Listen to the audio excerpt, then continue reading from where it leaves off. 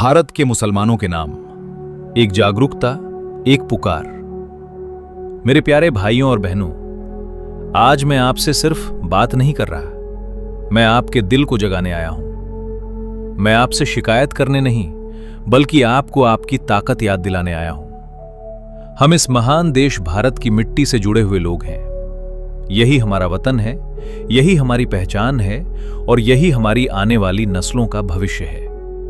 लेकिन एक सवाल है, आखिर क्यों आज भी हमारी बड़ी आबादी शिक्षा, रोजगार, प्रशासन और बड़े फैसलों से दूर खड़ी है? क्यों आज भी बहुत से घरों में सपने छोटे कर दिए जाते हैं? क्यों हमारे बच्चे आईएएस, आईपीएस, जज, प्रोफेसर, साइंटिस्ट, बड़े बिजनेसमैन, बड़े ऑफिसर्स कम बनते हैं? क्या हम में काबिलियत की कमी है?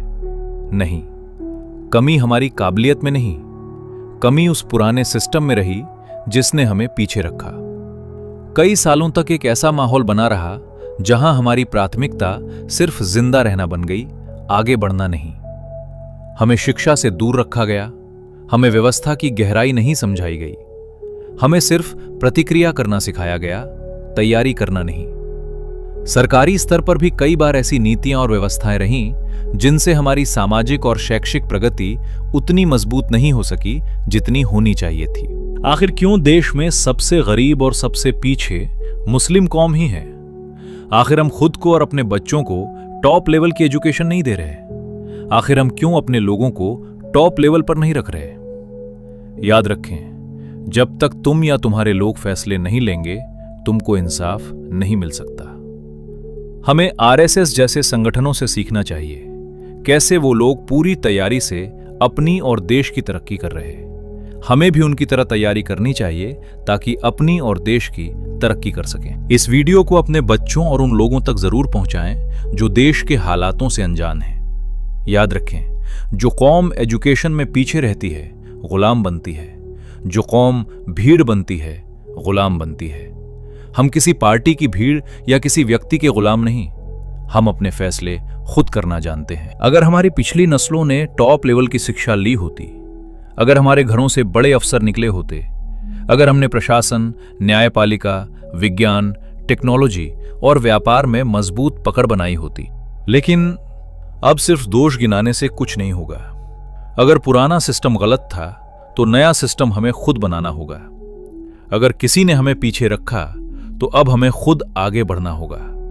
और याद रखिए, दुनिया किसी कमजोर को जगह नहीं देती, दुनिया जगह उसी को देती है जो खुद अपनी जगह बनाता है। सोचिए, आज सिर्फ भारत में नहीं बल्कि दुनिया के हर बड़े देश में, खासकर मुस्लिम देशों में भी हम टॉप लेवल पर बैठे होते हैं। जहां आज दूसरे लोग फैसले ले रहे हैं, वहां हमारे लोग बैठे होते। जहां आज दूसरे नाम चमक रहे हैं, वहां हमारे बच्चों के नाम होते। जहां आज दूसरे नेतृत्व कर रहे हैं, वहां हमारी आवाज होती। लेकिन अफसोस, हमने कई जगह भावनाओं को शिक्षा से ऊपर रखा, हमने तैयारी को टाल दिया, हमने सिस्टम को समझने के बजाय सिर्फ सिस्टम को कोसा। अब यह बदलना होगा, और यह बदलाव सिर्फ भाषणों से नहीं आएगा, यह बदलाव किताबों से आएगा, यह बदलाव कॉम्पिटिटिव एग्जाम से आएगा, यह बदलाव यूपीएससी से आएगा, यह बदलाव जुडिशरी से आएगा, यह बदलाव बिजनेस एम्पायर से आएगा, यह बदलाव टेक्नोलॉजी और मीडिया से आएगा। यह बदलाव तब आएगा जब हर घर से यह आवाज उठेगी, मेरा बेटा कलेक्टर बनेगा, मेरी बेटी जज बनेगी, मेरा बच्चा साइंटिस्ट बनेगा, मेरा बच्चा सिर्फ नौकरी नहीं, व्यवस्था बदलेगा।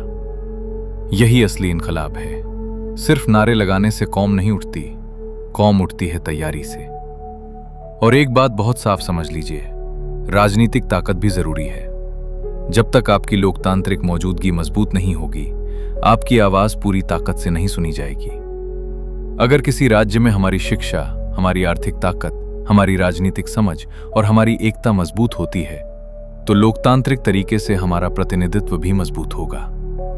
मुख्यमंत्री बनना सिर्फ कुर्सी नहीं, यह संगठन, शिक्षा, नेतृत्व और जनता के भरोसे का परिणाम है।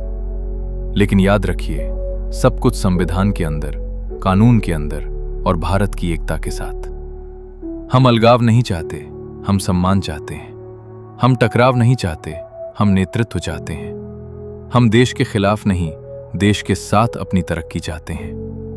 हमें चाहिए हमारे लोग आईएएस में हों, आईपीएस में हों, जुडिशरी में हों, यूनिवर्सिटीज में हों, आर्मी में हों, मीडिया में हों, कॉरपोरेट दुनिया में हों, स्टार्टअप दुनिया में हों, और हर उस जगह हों जहां भविष्य लिखा जाता है। क्योंकि जो फैसलों की मेज पर नहीं बैठता, उसके बारे में फैसले दूसरे करते हैं। अब हमें फैसला करना है, हम शिकायत बनकर रहेंगे या इतिहास बदलेंगे। हम सिर्फ भीड़ रहेंगे या नेतृत्व बनेंगे। हम सिर्फ दर्द सुनाएंगे या आने वाली पीढ़ियों को ताकत देंगे। याद रखिए, कमजोरी हमारी पहचान नहीं है, कमजोरी सिर्फ तैयारी की कमी है। और जिस दिन एक कौम तैयारी कर लेती है, उस दिन उसका भविष्य बदल जाता है। इसलिए उठो, जागो, पढ़ो, संगठित हो, कौशल सीखो, बिजनेस शुरू करो, बच्चों को बड़ी सोच दो, और सबसे जरूरी, अपने अंदर ये यकीन पैदा करो कि हम पीछे रहने के लिए पैदा नहीं हुए, हम नेतृत्व के लिए पैदा हुए हैं, हम इज्जत के लिए पैदा हुए हैं, हम निर्माण के लिए पैदा हुए हैं, और हम इस प्यारे भारत में सिर झुकाकर नहीं, सिर उठाकर जिएंगे। यही वक्त है, यही रास्ता है, यही असली जवाब है। जय हिंद।